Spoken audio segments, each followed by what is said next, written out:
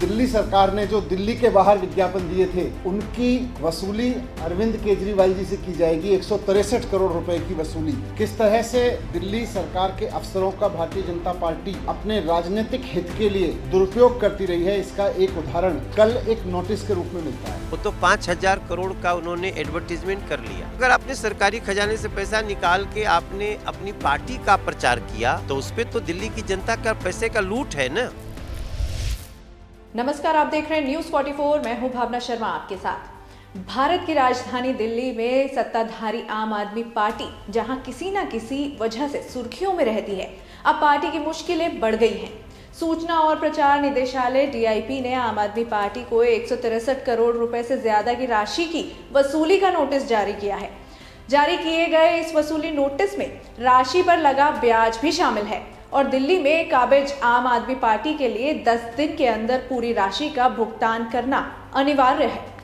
Notice में यह भी कहा गया है कि अगर आम आदमी पार्टी के संयोजक अरविंद केजरीवाल ये पैसे समय पर जमा करने में नाकाम रहते हैं तो दिल्ली LG के पुराने आदेश के अनुसार पार्टी की संपत्ति की कुर्की की जाएगी।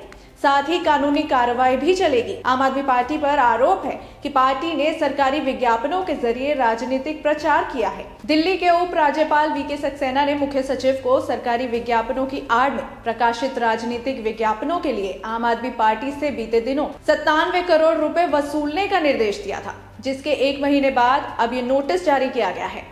उस समय कहा गया था कि राजनीतिक विज्ञापनों को सरकारी विज्ञापन के रूप में प्रकाशित करके दिल्ली सरकार ने साल 2015 में सुप्रीम कोर्ट के आदेशों का उल्लंघन किया है। 97 करोड़ रुपए वसूलने के निर्देश पर आम आदमी पार्टी ने कहा था कि उपराज्यपाल के पास ऐसी कोई ताकत नहीं है कि वो इस तरह का कोई आदेश पारित करे और इस तरह के आदेशों की कोई अहमियत कानून की निगाह में नहीं है। इस मामले को समझने के लिए आपको थोड़ा पीछे लेकर चलते हैं। साल 2015 में सुप्रीम कोर्ट ने अपने एक आदेश को जारी करते हुए कहा था कि सरकारी विज्ञापनों में सिर्फ राष्ट्रपति, प्रधानमंत्री और भारत के चीफ जस्टिस की ही फोटो लगेगी।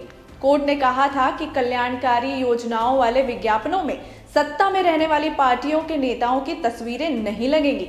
साल 2016 में 16 दिसंबर को DIP ने बताया था कि आम आदमी पार्टी द्वारा विज्ञापनों में 97 करोड़ 14 लाख 69,137 रुपए खर्च किए जाने हैं और इसमें 42 करोड़ 26 लाख 81,265 रुपए का भुगतान किया जा चुका है। 30 मार्च 2017 को DIP ने आम आदमी पार्टी के राष्ट्रीय संयोजक अरविंद केजरीवाल को एक पत्र लिखकर निर्देश दिया था कि वो सरकारी खजाने में 42 करोड़ 26 लाख रुपए तुरंत जमा करा दें। तब कुछ मीडिया रिपोर्ट्स के मुताबिक सतर्कता निदेशालय ने अपनी जांच में पाया था कि DIP ने इस राशि की वसूली करने के उलट बची हुई राशि का भी भुगतान कर दिया था। इस मामले में LG विनय कुमार सक्सेना ने कहा था कि 5 साल और 8 महीने बाद भी आम आदमी पार्टी ने इस आदेश का पालन नहीं किया। ये बेहद गंभीर मुद्दा है।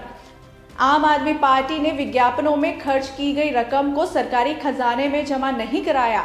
आपकी जानकारी के लिए बता दें कि सुप्रीम कोर्ट के आदेश के बाद केंद्र सरकार ने साल 2017 में 3 सदस्यों वाली CCRGA कमेटी का गठन किया था।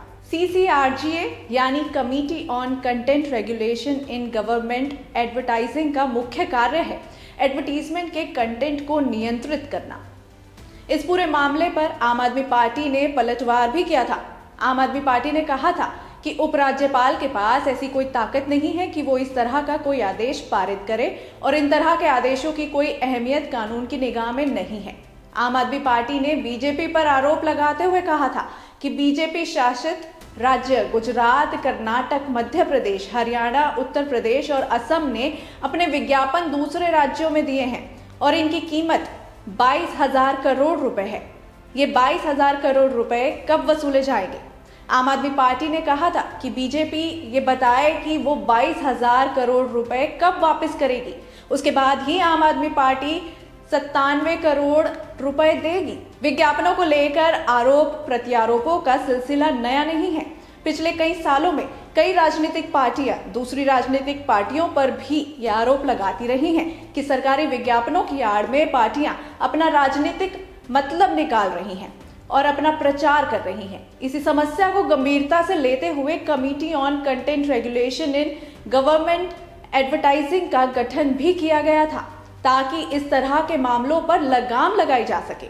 सुप्रीम कोर्ट के निर्देशों के अनुसार सरकारी विज्ञापनों का कंटेंट सरकार के संवैधानिक और कानूनी दायित्वों के साथ साथ नागरिक अधिकारों के नजरिए से भी रेलेवेंट होना चाहिए। विज्ञापनों की सामग्री को एक उद्देश्यपूर्ण, निष्पक्ष और सुलभ तरीके से प्रस्तुत किया जाना चाहिए और इस तरह से डिजाइन किया जाना चाहिए कि वो अभियान के उद्देश्यों को पूरा करती हो। सुप्रीम कोर्ट के अनुसार विज्ञापन सामग्री उद्देश्यपूर्ण होनी चाहिए और किसी भी प्रकार से सत्ता पक्ष के राजनीतिक हितों को बढ़ावा देने वाली नहीं होनी चाहिए। विज्ञापन अभियानों को न्याय संगत, कुशल और प्रभावी तरीके से चलाया जाना चाहिए। साथ ही सभी सरकारी विज्ञापन कानूनी नियमों के अनुरूप होने चाहिए और इनके लिए वित्तीय नियमों और प्रतिक्रियाओं का पालन करना चाहिए। साथ ही सभी सरकारी विज्ञापन कानूनी नियमों के अनुरूप होने चाहिए और इनके लिए वित्तीय नियमों और प्रक्रियाओं का पालन करना चाहिए। लेकिन अक्सर विज्ञापनों के जरिए राज्यों में सत्ताधारी राजनीतिक पार्टियां कुछ और ही हासिल करना चाहती हैं। नोटिस जारी होने पर भी सिर्फ आरोप और प्रत्यारोपों का सिलसिला जारी रहता है, लेकिन इन सभी मामलों का हल निकालना कहीं पीछे छूट जाता है। क्या कुछ और कड़े नियम लागू करने की जरूरत है? किस तरह से नियंत्रित किया जा सकता है ऐसे मामलों को? सवाल बड़ा है और इसका जवाब बेहद जरूरी। अगर आपका कोई सुझाव हो तो हमें कमेंट सेक्शन के जरिए बता सकते हैं। देश और दुनिया की तमाम महत्वपूर्ण खबरों के लिए बने रहिए न्यूज़ 44 के साथ। नमस्कार।